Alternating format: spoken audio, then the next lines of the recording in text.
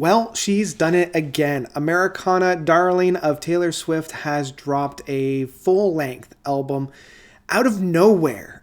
This is the second time she's done it this year alone. And, well, let's just dive in and talk about it.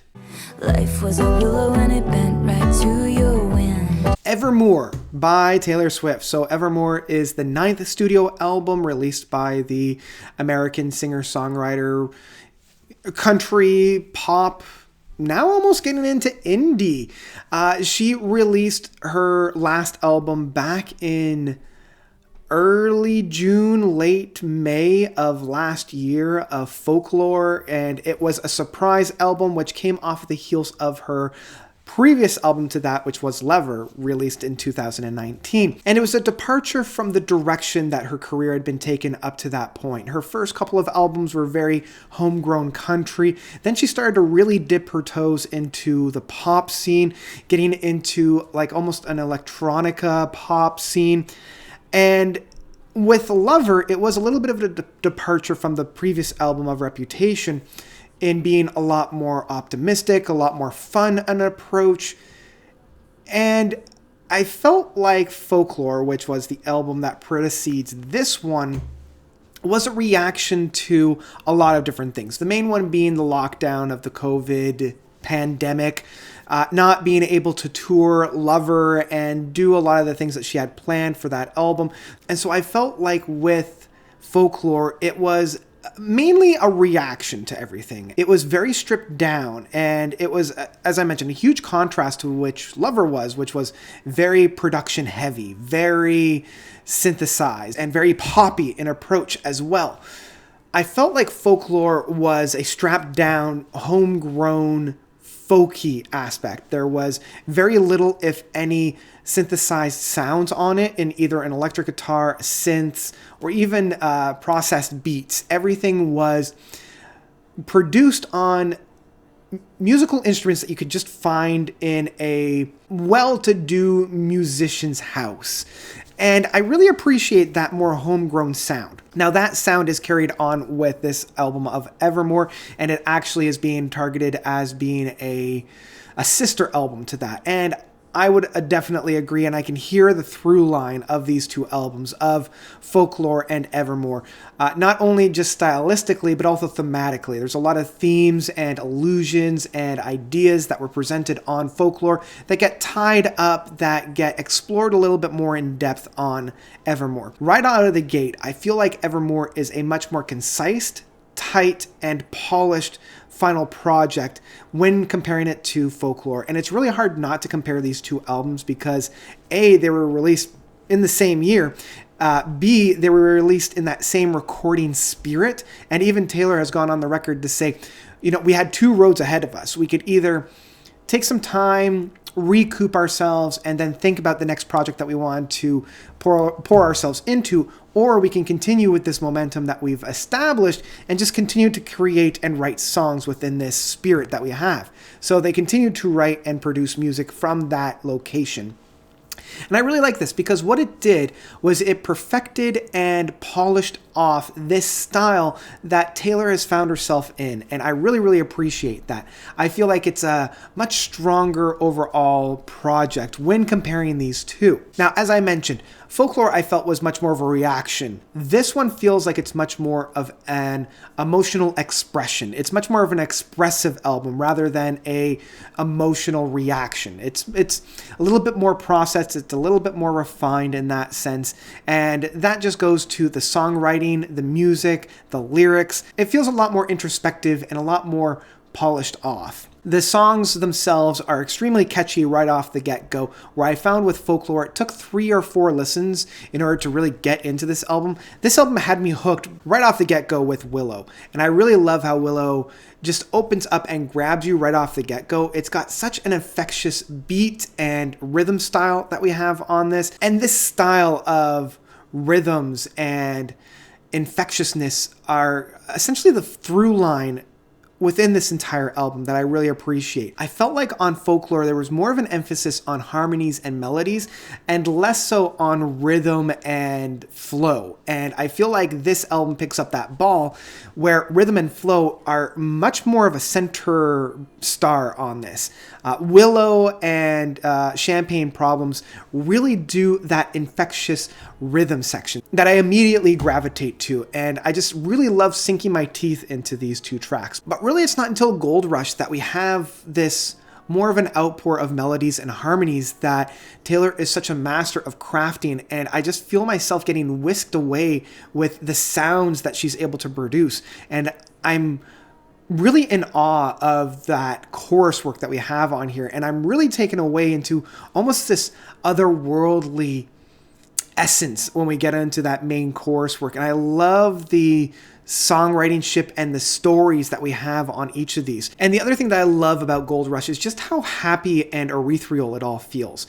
I feel like this is a track that, like Coldplay or Owl City, like a band in the late 2000s, early 2010s of being very happy, very jovial, would have salivated over, especially within the beat section and the guitar work. The guitar work in particular feels very much like a Coldplay, something from like a Cold Rush to the Head. I do love some of the imagery and poetry that is found on this track. It really breathes a fresh new take of the track with a lot of these allusions and metaphors that Taylor is crafting on here, because one of her main talents is telling stories through her songs. Honestly, you need to look no further than No Body, No Crime, the 6th track on this, which features the Haim sisters.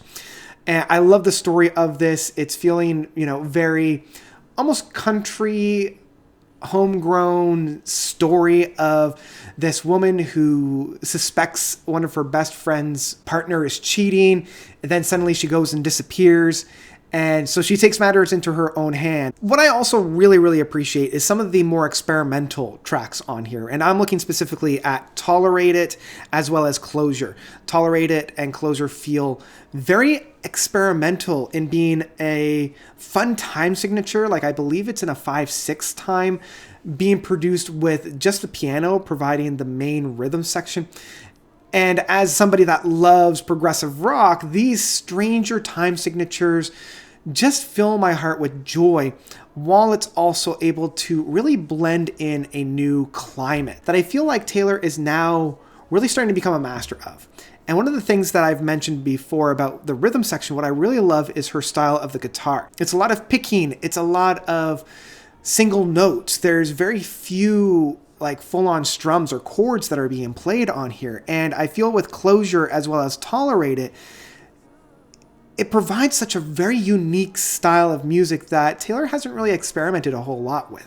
Another track that I really love that breathes forth this style that I think Taylor is starting to perfect is Ivy.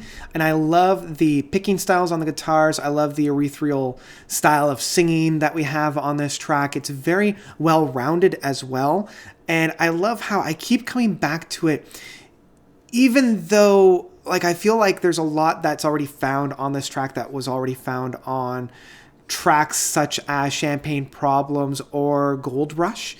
And that was one of the things that really kind of took me out of this album a little bit, which is one of the problems that I had with some of the past albums is that it is a little bit too long. And I feel like there's a couple of tracks off of here that I would probably cut.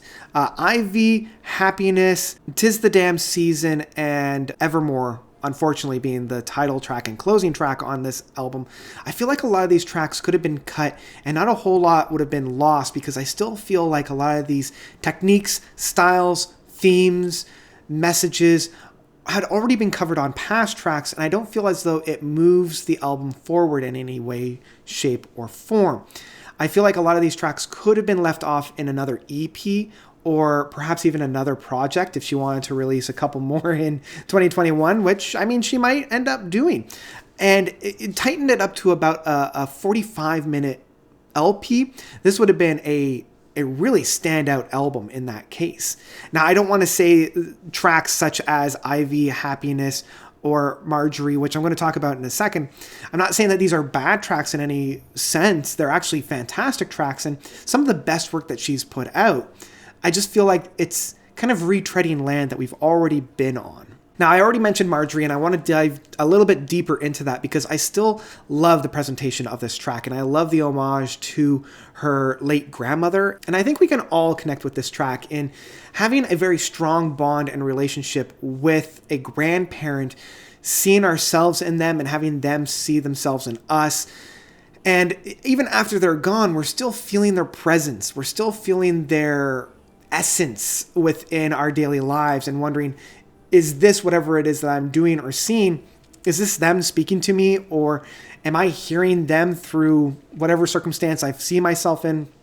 Because I know I see my grandmothers in a lot of different things that either I'm doing or situations that I find myself in. And I know I'm jumping around, but I am going to start closing off with Long Story Short. Again, I love this track. I love a little bit more of the optimistic and happier styles of music. Like that was something that I felt like was left off a little bit with Folklore and not having too many very happy and jovial tracks. So I love how Long Story Short brings some happier sounds to the soundscapes, and it really does brighten up a room, especially a room that is a little bit as dark as 2020 was. Now, I do want to talk about Closure, as Closure is one of my all-time favorite tracks off of this album. I love how it opens off in like a mid-90s or mid to late 90s track of something that you would hear with Smashing Pumpkins or Nine Inch Nails. This rhythm style that's very gnarly and very in your face and abrasive. And it comes and goes and almost plays counter to the overall flow of the music found within it. Basically, it's Taylor saying, I don't necessarily care about closure anymore. Like, what's done is done within a lot of these past relationships. I'm through with it. I don't even need any closure. I just want to move on. And I like how that kind of almost rage is presented within this beat section where the solace and acceptance is found within the melodies and the harmonizations within the track. And I like how those two almost play at odds with one another. And so rounding this all off, there are two other tracks. There's Coney Island featuring The National and Evermore featuring Bon Iver, who was a feature from the last album. And these two are all right. Like, I love the story of Coney Island, and I love how it's basically saying goodbye to a lover. And I appreciate that. And I love how there's a real atmosphere, like a realness to this track of coming to the pedestal and almost forgetting to say the person's name because they've already wanted to move on, or it's so emotional to them that they really can't bring themselves to articulate what that person meant to them. And rounding off this album, we have Evermore, the final track off of this, featuring Bon Iver, who was on Folklore. I like his presentation here because I found like his feature on Folklore was a little lackluster. It didn't really add too much to the track, and honestly, that track was one of my least favorites off of Folklore. Here, I feel like there's a little bit more of a dynamic that Bon brings to the table, and the playing style that we have with Taylor on here is very infectious. There's a lot of chemistry that are felt between these two singers, and the playing off of one another is very, very well suited. I actually think that the Nationals feature on Coney Island works a little bit better, but Evermore is still a good track to end this album off on, and it ties up the album very, very well. So in the end, I really ended up loving this album more so than Folklore, and I really ended up loving Folklore. This is an album that I know I'm going to be returning to again and again and again, and each time I've been listening to it, I'm getting more and more out of it. And so that in and of itself is showcasing not only Taylor's growth as a person, but also as an artist. And I'm really excited for whatever it is that she decides to take this musical styles in. With tracks like Tolerate It and Closure, I'm really hoping that we see some more progression and progressive styles on here. Maybe some longer stretches of music, because there was talk of a 10-minute version of one of the tracks from the last album. And with these fun time signatures, maybe we'll find a progressive rock album from her, but I know I'm stretching. I ended up loving this album, and honestly, this is an album that I love with my whole heart. It's one of my favorite albums of the year, and it's part of the reason why I leave really thinking about doing a top 10 albums until the very last week of December, because I know that something's going to come around the forefront that's really going to knock me off my feet. And this was an album that did that for me. So yeah, I love this album. Go and check it out. This is one of Taylor's best albums to date. It might end up being one of my all-time favorite albums from her as well. So we'll see. I'm really excited to see how this album ages. But that's about it for Evermore. What did you guys think? Did you love it? Did you hate it? Whatever you thought, let me know by commenting down below. Thank you guys so much for watching. As always, you guys are definitely the best. And until next time, notes out. What it would be like to love you, walk past quick